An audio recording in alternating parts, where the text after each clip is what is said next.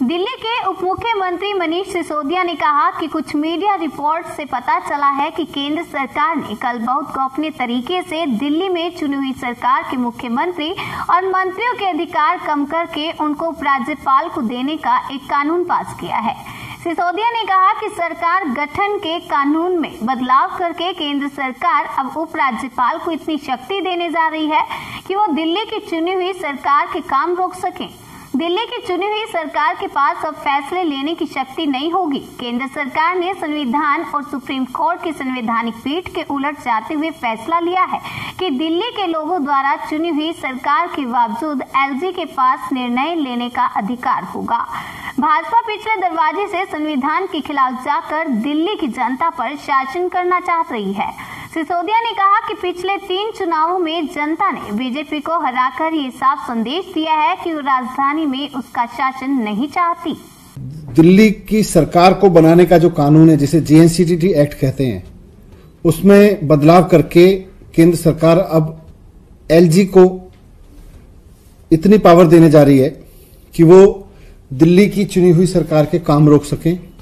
दिल्ली की चुनी हुई सरकार के पास अब निर्णय लेने की शक्ति नहीं होगी, वो एलजी के पास होगी। एलजी का मतलब है केंद्र सरकार के पास होगी, केंद्र की बीजेपी की सरकार के पास में होगी। स्टेट गवर्नमेंट जिसको जनता चुनती है, दिल्ली की जनता चुनती है, उसके पास में अब डिसीजन लेने की पावर नहीं होगी। और बहुत ही गोपनीय तरीके से, बहुत चुपचाप खुफिया तरीके से कल इन्होंने ये कैबिनेट में कानून लेके आए और उसको पास किया। केंद्र सरकार का जो ये कदम है वो लोकतंत्र में लोकतांत्रिक तरीके से जनता द्वारा चुनी गई सरकार की पावर कम करने का जो कदम है, ये लोकतंत्र की आत्मा के खिलाफ तो है ही है, ये संविधान के भी खिलाफ है। संविधान में साफ साफ लिखा हुआ है कि दिल्ली में एक चुनी हुई सरकार होगी और उसके पास में 3 सब्जेक्ट को छोड़ के सारे काम पर, 3 मुद्दों को छोड़ के, पुलिस, जमीन एंड पब्लिक ऑर्डर, इन 3 चीजों को छोड़ के दिल्ली की चुनी हुई सरकार, दिल्ली की चुनी हुई विधानसभा सारे मसलों पर निर्णय ले सकेगी और सारे मसलों पर गवर्नमेंट चला सकेगी। इस बात को 2015 में सबको याद होगा कि किस तरह से तब बीजेपी की चुनी हुई सरकार ने एलजी के माध्यम से मनमाने तरीके से, संविधान में लिखे होने के बावजूद, इंटरप्रिटेट किया कि नहीं सेंट्रल गवर्नमेंट चलाएगी दिल्ली की सरकार को।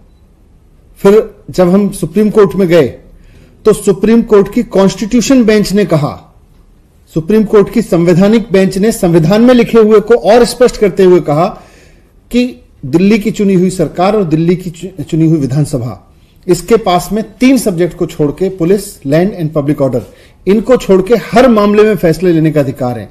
ये निर्णय लेंगे कि दिल्ली की बिजली कैसे चलेगी, बसें कैसे चलेंगी, स्कूल कैसे चलेंगे, अस्पताल कैसे चलेंगे, ये सब चुनी हुई सरकार निर्णय लेगी। और इस बात को संविधान की पीठ ने, 5 जजों की बेंच ने बहुत स्पष्ट तरीके से कि संविधान में क्या लिखा है उसकी व्याख्या कर दी। अब उसके बाद कोई रास्ता नहीं बचा इनके पास में। सारे काम संविधान की बेंच ने कहा भी चुनी हुई सरकार के पास में है, उसमें एलजी का कोई रोल नहीं है। एलजी के पास में केवल और केवल इंफॉर्मेशन जाएगी सरकार के लिए हुए फैसलों की। फैसला सरकार लेगी, चुनी हुई सरकार लेगी और उसकी इंफॉर्मेशन एलजी को जाएगी। ये संवैधानिक बेंच ने संविधान की व्याख्या करते हुए साफ साफ लिखा है।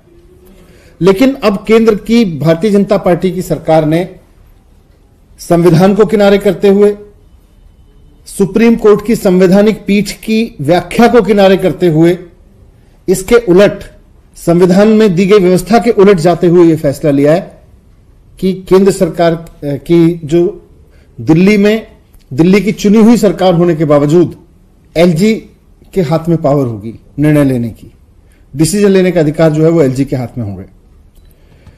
ये एक तरह से भारतीय जनता पार्टी पिछले दरवाजे से दिल्ली की जनता पे शासन करना चाह रही है। 3 बार दिल्ली का चुनाव हार चुकी है भारतीय जनता पार्टी। दिल्ली की जनता ने 3 चुनावों में कहा है कि हमको भारतीय जनता पार्टी की गवर्नेंस नहीं चाहिए दिल्ली में। अब ये पिछले दरवाजे से आके दिल्ली के जनता की गवर्नेंस को चलाना चाहते हैं। संविधान के खिलाफ से जाके चलाना चाहते हैं।